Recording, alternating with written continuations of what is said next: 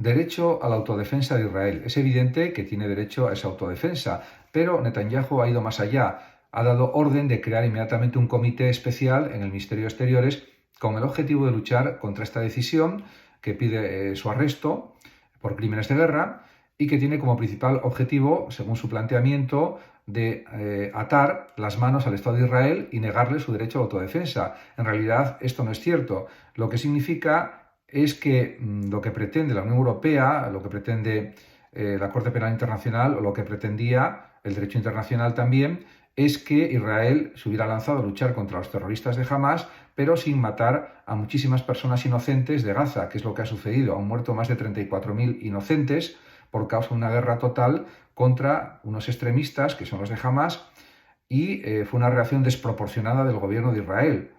Y eso tiene consecuencias negativas para todos. Biden califica de escandalosa la petición de arresto de Netanyahu, del primer ministro de Israel. Puede parecerlo para los intereses de Estados Unidos, para la geopolítica de Estados Unidos, por supuesto, porque son aliados y porque efectivamente Israel tiene armamento atómico, al igual que Estados Unidos, en muchísima menos proporción, lógicamente, por el poderío atómico de Estados Unidos, que no es comparable con el de Israel, como es natural. Pero la realidad se impone. Y las advertencias que hizo Biden hace ya semanas e incluso hace meses sobre el desarrollo de la guerra que llevó a cabo el propio Netanyahu contra Hamas, contra Gaza en definitiva.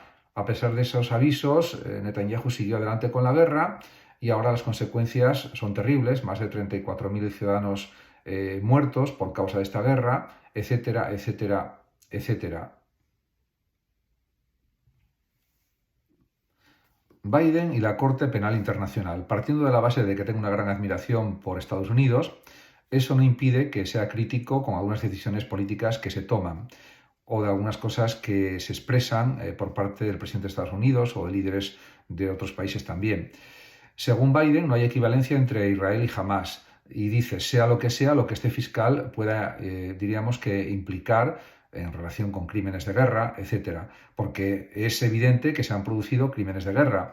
Eso no lo puede negar Biden y que ha habido bombardeo de personas inocentes por error, por lo que sea, pero lo ha habido y que ha habido una reacción desproporcionada. El propio Biden, pues hace unos pocos días, unas pocas semanas, negaba armas a Israel, etcétera. Luego tampoco ha habido suficiente ayuda humanitaria por causa del gobierno de Israel, etcétera, etcétera, etcétera. Y eso lo sabe la comunidad internacional, lo saben todos los ciudadanos en el mundo, y esa es la realidad auténtica. En definitiva, las pruebas del fiscal de la Corte Penal Internacional de La Haya, Karim Khan, parece que son muy claras, muy contundentes, y en ese sentido hay pruebas en contra del gobierno de Israel, de sus dirigentes máximos, en principio, y pruebas contra los líderes de Hamas también, por actos también terroristas o actos, por supuesto, que pueden ser considerados como genocidio, crímenes contra la humanidad o crímenes de guerra, por ejemplo. En ese sentido, por supuesto, todo el mundo tiene derecho a defenderse de esas acusaciones, pero las pruebas, a mi juicio, son irrefutables. Otra cuestión son los intereses políticos, económicos, las alianzas entre países, como entre Estados Unidos e Israel, etcétera. Eso es otra cuestión diferente, pero no se pueden mezclar unas cosas con otras. Lo que es la justicia en sí y la ética en sí es algo muy claro, muy evidente e indiscutible. Eso es lo que hay que valorar. Los crímenes de guerra, que según el fiscal de la Corte Penal Internacional han sucedido en Palestina, no solamente contra los ciudadanos de Gaza, sino también contra los ciudadanos de Israel en el territorio de Israel, pero sobre todo lo que ha sucedido en Gaza es que han muerto más de 34.000 personas inocentes por causa de la guerra desarrollada en Gaza por Israel. Todo esto es algo evidente, incuestionable e indiscutible. Por supuesto, el grupo de Hamas, que es un grupo terrorista, ha atacado los intereses de Israel, a los ciudadanos de Israel, y eso exige una respuesta, pero una respuesta proporcionada y no una respuesta desproporcionada como es la que se ha producido por parte de Israel, queriendo arrasar prácticamente Palestina para destruir a Hamas. Esto pues no es lógico, ni es razonable, ni es coherente, ni es ético. por muchas vueltas que se den al tema y se quiera justificar todo de cualquier manera. Esa es la auténtica realidad.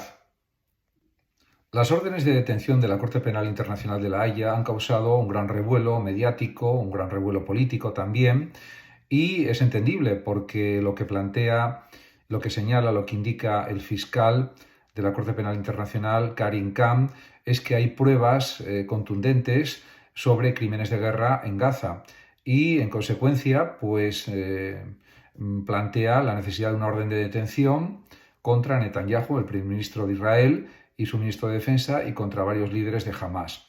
Me parece una decisión coherente y racional, porque es evidente lo que ha pasado en Gaza, y el que haya habido un ataque contra ciudadanos de Israel el 7 de octubre no justifica que se declarara una guerra total, absoluta, con bombardeos continuos, con muerte de ciudadanos civiles inocentes, hasta una cifra de más de 34.000.